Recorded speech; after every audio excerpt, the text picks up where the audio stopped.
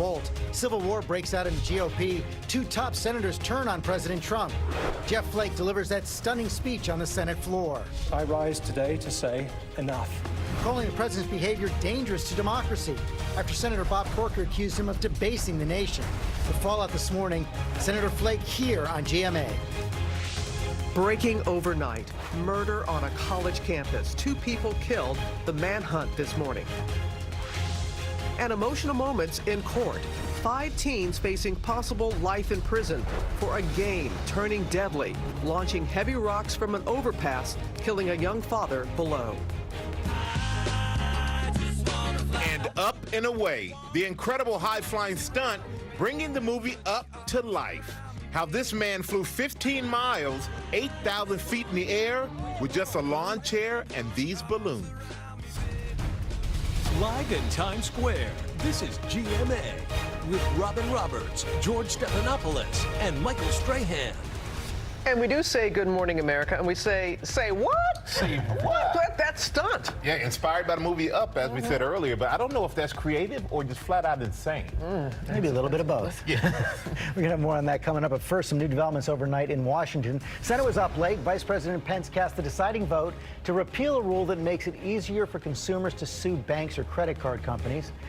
And this morning, the shockwave still being felt after 2 Republican senators blasted President Trump. Arizona Senator Jeff Flake will join us in a moment. He said yesterday, enough is enough. He did call the president reckless in that speech, George, and Tennessee Senator Bob Corker, as you said, accused Trump of debasing the presidency. Our senior congressional correspondent, Mary Bruce, all the reaction coming in this morning on Capitol Hill.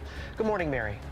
Good morning, Robin. Well, we are witnessing an astounding public indictment of the integrity of a sitting president from members of his own party. Senator Jeff Flake yesterday said he cannot be complicit to the president's behavior, which he called reckless, outrageous, and undignified. And this morning, he's urging his fellow Republicans to take a long, hard look at what they stand for. This morning on Capitol Hill, a widening war within the Republican Party. We must stop pretending that the degradation of our politics and the conduct of some in our executive branch are normal. They are not normal. On Tuesday, Arizona Senator Jeff Flake announced he will not run for re-election, declaring he cannot work with a leader he finds dangerous to democracy. I rise today to say enough. Flake, a longtime critic of President Trump, said his decision was a matter of duty and conscience. We have fooled ourselves for long enough that a pivot to governing is right around the corner. A return to civility and stability right behind it. We know better than that. But this morning, some of the president's allies are celebrating Flake's departure. Sources close to Steve Bannon, who's declared war on Trump's opponents, say his reaction crushed him. Another day, another scalp. Hey guys. But Flake is not alone. Senator Bob Corker, another top Republican not seeking re-election, is also unloading on the president. And I think the worst of it is going to be just the whole debasing, if you will, of our nation. I think the president's debasing the nation? I don't think there's any question. It all comes as the president is trying to unite the party around tax reform.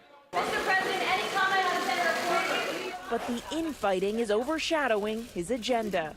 Does any of this make the president pause and wonder if he is doing anything wrong, if he bears any responsibility? I think that they were not likely to be reelected, and I think that shows that the support is more behind this president than it is those 2 individuals. But Republican leader Mitch McConnell says he regrets Flake's decision, praising him as a fine man who has brought high principles to the Senate. And McConnell's job up here may be getting more difficult. Senate Republicans have just a 2-vote majority. And this morning, George, you have at least 2 top Republicans with little to lose and little incentive to fall in line behind the president. George. Thank you, Mary. Now let's bring in the senator himself. Jeff Flake joins us from the Capitol this morning. Senator Flake, thank you for joining us. Well, you've heard the White House. Sarah Sanders calls your speech petty. Steve Bannon, ally of the president, another day, another scalp. And the AP is reporting that the president is privately taking credit for forcing you and Bob Corker out of the Senate. Have you given Trump a victory by retiring? Oh, I don't know if you can put it like that. I just can't continue with this kind of politics. I couldn't go on and run the kind of campaign that I wanted to run and win in this kind of Republican Party. So I guess the president does deserve credit, if you want to call it that. So what happens next year? You say it's time for our complicity and accommodation of the unacceptable to end. Right. Bob Corker aside, are your Republican colleagues now in the Senate being complicit by staying silent? You know, a lot of my colleagues have spoken out, and I think a lot more will. What I tried to say in the speech is the longer we wait, the more we basically normalize this kind of behavior and these kind of politics, and we can't do that. We just can't. We've gone 9 months into the administration. Those of us who had hoped for a pivot, I think, have agreed now it's just not going to come. And so it's up to us to stand up and say this is not acceptable. Are words enough, though, Senator? What should you and your colleagues be doing? Well, certainly if the president proposes policies, if he acts on some of the threats that he's made, for example, to go after the press, to go after the licenses of some of the networks that have been critical, then certainly we act. So on policy if we must, but certainly just to speak out against the tweeting and the behavior that just isn't becoming and is beneath the office of the president. It seems like, as you say, a lot of your colleagues may agree with you privately. Some are speaking out as well. But there also seems to be a pretty prevalent view that the party just has to stick together to get tax cuts. And I guess my question is that prize worth the price? Well, I talked in the book I wrote earlier about the Faustian bargain that we seem to have struck on many of these issues. And I think there is a risk if we continue to just ignore behavior that we shouldn't ignore. And when the president is challenging norms that have been with us for a long time, particularly in the international realm, these have long-lasting implications that we simply shouldn't ignore.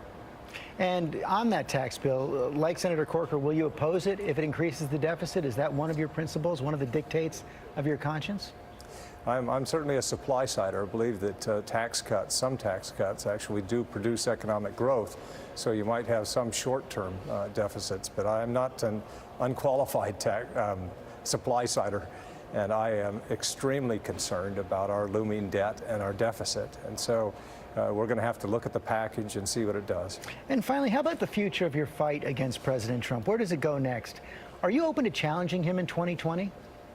That's a long way away. I'm focused on my next 14 months in the Senate and making sure that we get some good policy. There are some things that I want to accomplish in the short term. Certainly myself and Senator Tim Kaine are pushing an authorization for use of military force. There's the DACA issue that we need to do and broader immigration policy. So I'm going to focus on those things. But not ruling out a challenge in 2020. You know, that's a long time away, and we'll deal with that when it comes to it. Senator Flake, thanks for your time this morning. Thank you. It's not that long away. No, 2020 week. Yes. A roundabout yes.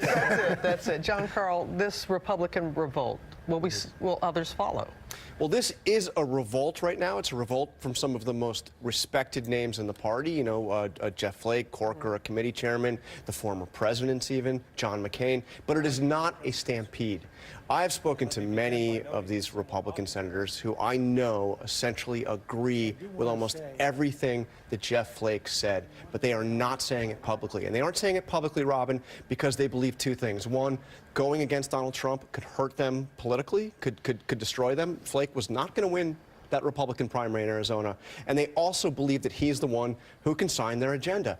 When Mitch McConnell came before the Senate lunch yesterday, Corker in the room, the president in the room, first thing he said is, it's because of Donald Trump that we have Neil Gorsuch on the Supreme Court. The message is, you may not like what's going on personally, but it's getting our agenda. So they need President Trump, and it's still his party. It is still absolutely his party. But I've got to tell you, George, a Republican Party that has no room for a Jeff Flake or a Bob Corker or a John McCain doesn't sound to me like a Republican Party that can remain a majority party for long. Meantime, on another front, we also learned yesterday that the DNC actually paid for some of that research that went into that dossier that's become so infamous after, of course, some Republicans also paid to fund it during the primaries against Trump. Yeah, we learned that through an intermediary that the Clinton campaign paid for the research that became the dossier, and the Democratic Party. What we don't know is who the Republican was, and to me, that's one of the great mysteries. It started with a Republican foe of Donald Trump. We don't know who yet. They have no idea. No idea. John Call. We can guess. We have no idea. All right. We're going to turn now to that deadly shooting that is breaking. A deadly shooting on a college campus in Louisiana. At Grambling State University, the shooter on the run this morning, and our senior justice correspondent, Pierre Thomas, has the latest details. Good morning, Pierre. Robin, good morning. Tragedy has come to Grambling University this morning with a horrific shooting overnight. 2 people gunned down in a courtyard on campus. Police say the shooting came after a fight in a dorm that spilled outside. One of the victims, a student, the other, a student's friend, both only 23 years old. The shooter has not been identified and has fled the scene. Police do not believe the suspect is a student at the school. Authorities advise students to stay inside, Robin, and to remain vigilant. Absolutely. All right, Pierre, thank you. Hey, Robin, we have new details now on that ambush that left 4 American soldiers dead in Niger. Officials now say the Special Forces unit was gathering intelligence on a top terror target, may have been set up in a sneak attack.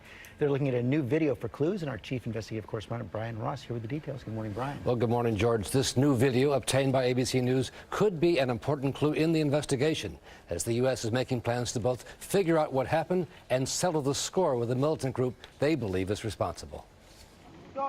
U.S. intelligence authorities are taking a close look at this video, seeking any clues to the identity of the well-armed militants who killed the 4 U.S. soldiers in that deadly ambush, with the surviving attackers escaping on motorbikes. The video came from one of the locals from a village very close to Tongo Tongo where the incident happened. The video was provided to ABC News by a former U.S. military expert on West Africa.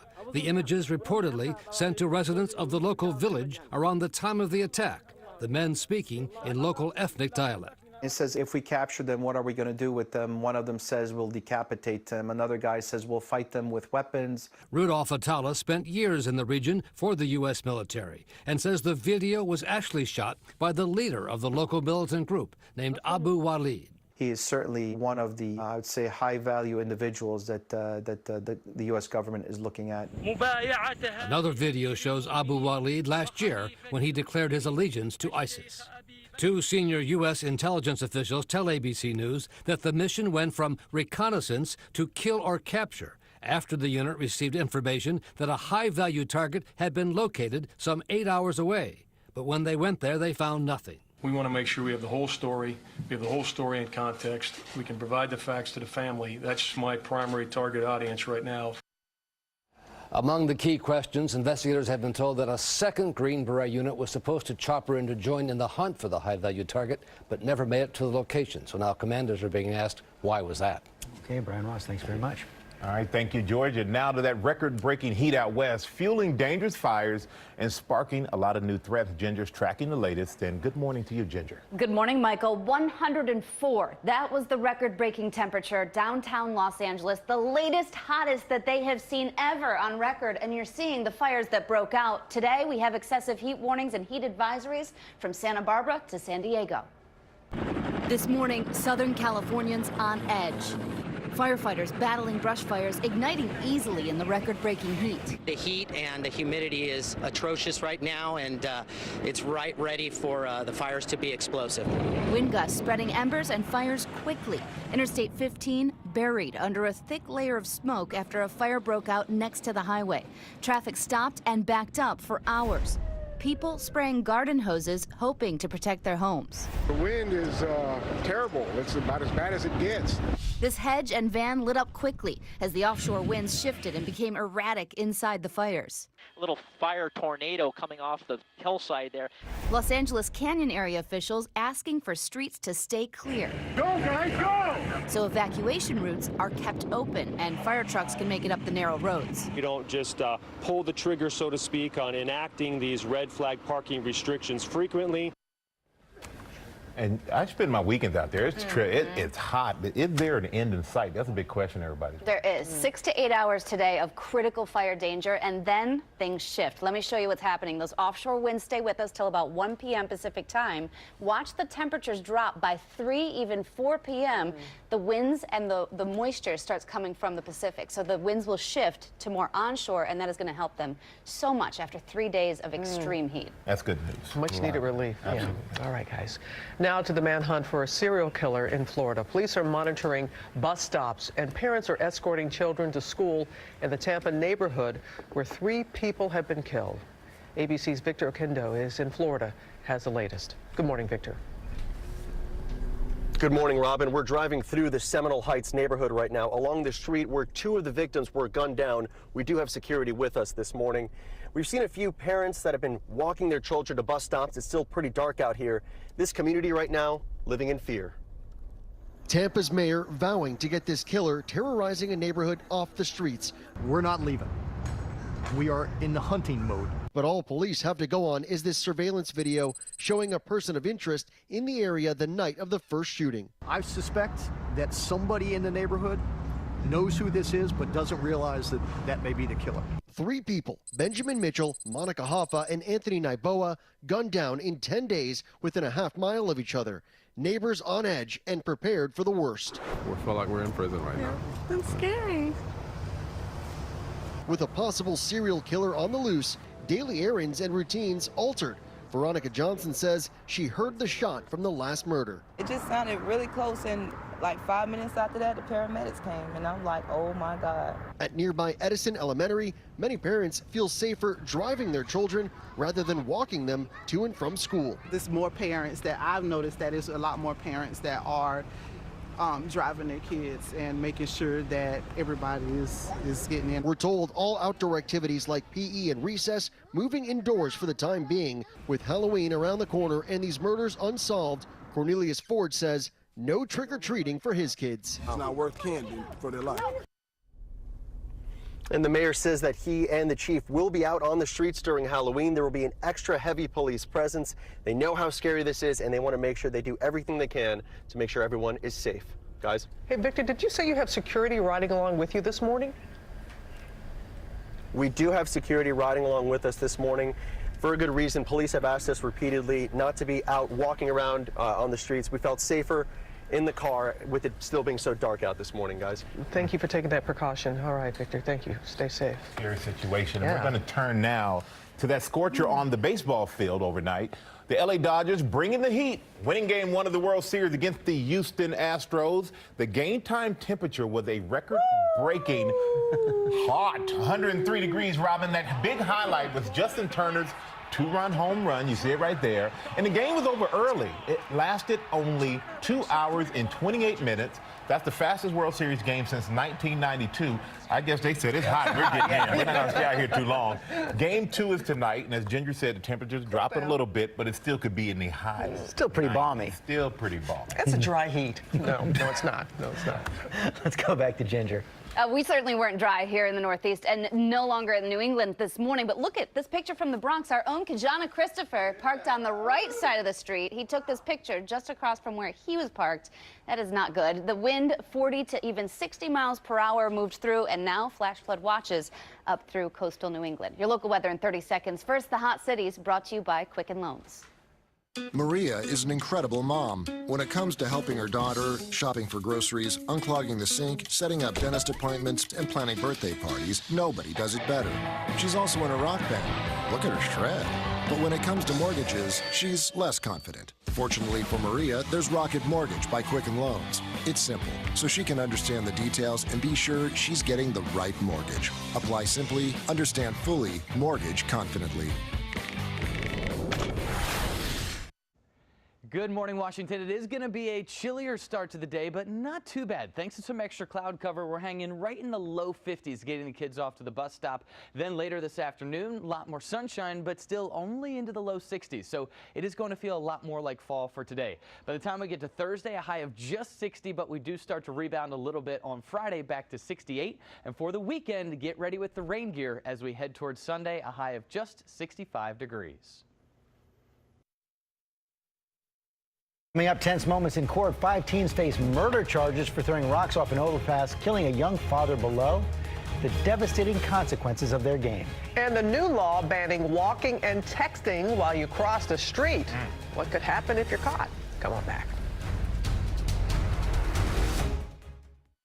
Enamel is the strong, white outer layer of your tooth surface. The thing that's really important to dentists is to make sure that that enamel stays strong and resilient for a lifetime. The more that we can strengthen and reharden that tooth surface, the whiter their patient's teeth are going to be. Dentists are going to really